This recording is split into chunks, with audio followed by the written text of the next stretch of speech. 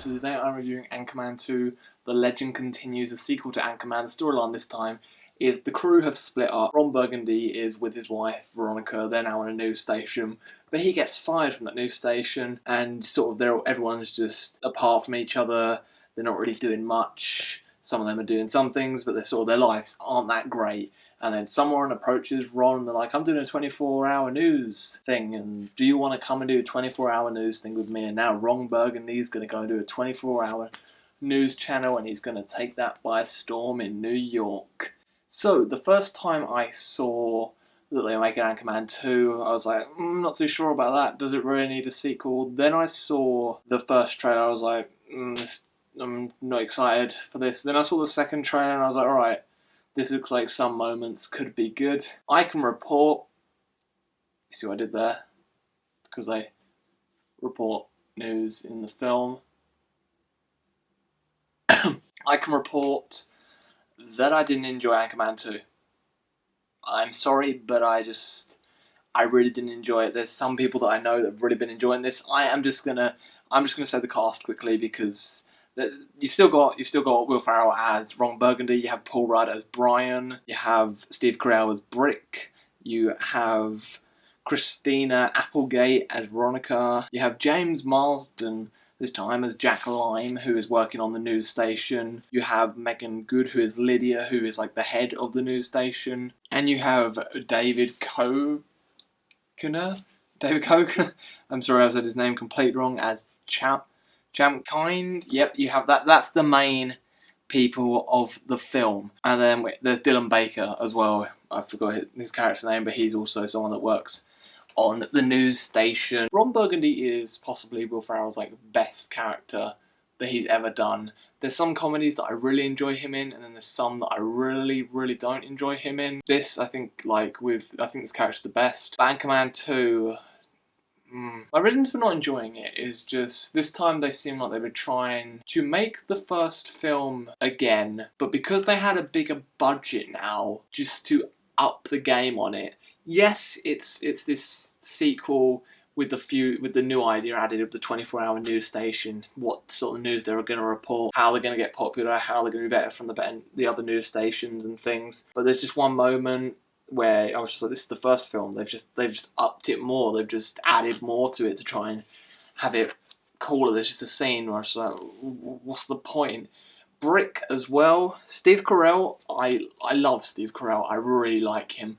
But he was so annoying in this. They just were like, alright, we're going to have Steve Carell, we're going to have Kirsten Wiig come along as well, and these two are going to be falling in love with each other, but they're going to be so quirky and so weird and everything. We're just going to add in this really weird thing that feels like it should have been in some other indie film and shouldn't have been in Anchorman, the whole way they were talking to each other and the story of them. It was just like, what's this? Brick was like how Alan in The Hangover, when the makers realised, oh, people like Alan, they really like him, let's just use the shit out of him and just make him say all the funny lines until he's not funny anymore.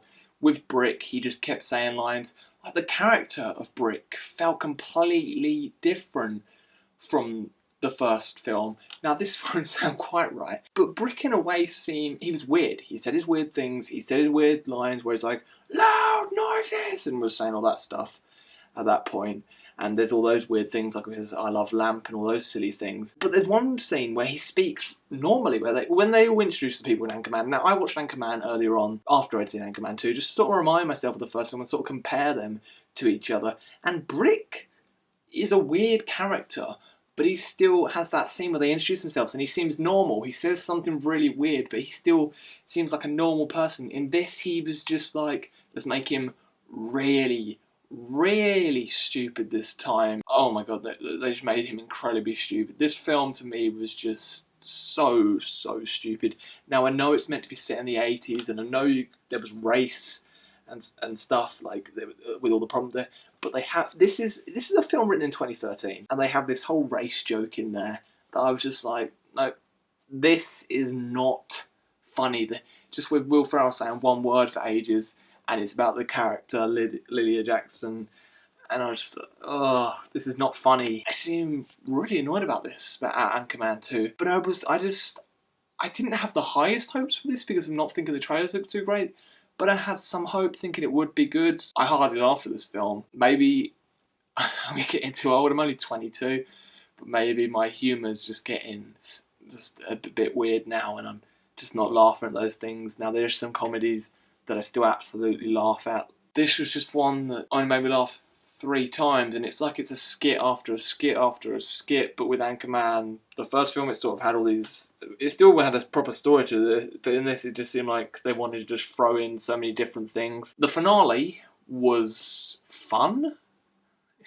Yeah, fun, because there's a lot of cameos of people that I didn't expect to be in this. It's not really a spoiler there, but just, yeah, there's many cameos in here that I didn't expect to be in here, and there were some cool cameos. But Anchorman 2, The Legend Continues, gets 5 out of 10 from me. Here is another film that didn't need a sequel and should have been left alone because of its cult following. I think this is made like 9 years after it, almost. Yeah, I think it's about 9. Yeah, 9 years. Because of its cult following and stuff, it was obvious that a sequel was going to happen. I know 5 out of 10 seems low, but I think that seems alright as well for the rating for this. There's some moments that are funny to it, and I know that Anchorman fans will find this funny. They will find Ron Burgundy funny. I found the first film incredibly funny. I really enjoyed the first film, but I just couldn't get into this. I really couldn't. It just seemed like it was trying to be too quirky at moments. I know, yes, these films are quirky, but it just seemed like it was trying too hard to shock people at moments as well. Because this is a 15 rating. The first one had a 12 rating, and this time it just seemed like they were trying to shock with some of the race jokes and another joke, and just like some shocking jokes that they were trying to do. There's a lot of bad jokes in here, bad comedy. I just don't like how they overuse Brick, because they should have just kept it. He said quite a lot in the first film, but it wasn't just overbearing. It wasn't too much just being thrown at you with this. He's pretty much in most of the scenes where he just says stupid stuff, and they've just made him completely stupid. Even Champ he was weird in the first film, but he's just a bit different in this. Paul Rudd, still saying as Brian, still seems he's cool there, and he's still funny with his character. And Ron Burgundy, Will Ferrell's Ron Burgundy, is all good, and that. The finale was just, had some weird things happen to it as well, which I didn't expect to see in this. But yeah, that's my review of Anchorman 2. The Legend Continues, my very bad review, which is a complete muddle. If you've seen Anchorman 2, The Legend Continues, say down there if you enjoyed it, or if you have the same opinion as me. Do you enjoy Anchorman? Do you enjoy the character Ron Burgundy? And yeah, what is your favourite Will Ferrell film? Like, do you enjoy his other films? I think mine is probably Anchorman, or Elf, or Everything Must Go. I really liked that. That was him actually showing some proper acting in that, and that was good. But that's all from me. I see you all again very soon. Thank you very much. Goodbye.